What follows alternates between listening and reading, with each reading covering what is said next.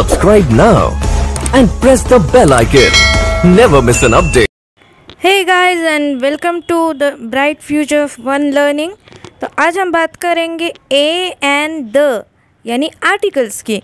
तो चलिए शुरू करते हैं। ये क्या है आर्टिकल्स और इसके यूजेज। तो रूल्स और यूजेज।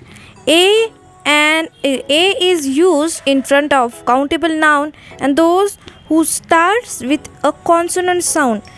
कॉन्सोनेंट का जो साउंड आता है उसके लिए। For example he was busy in a meeting last week. A meeting इसके लिए ए यूज़ करते हैं।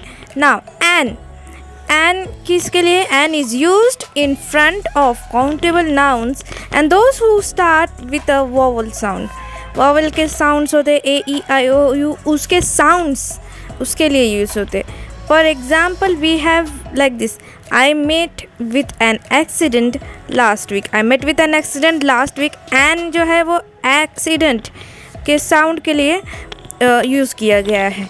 Now the next one, the।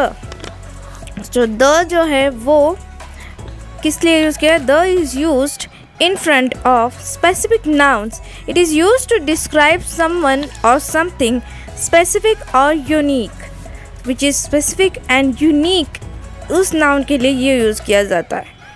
For example we have her advertisement. फिर से देखिए, हर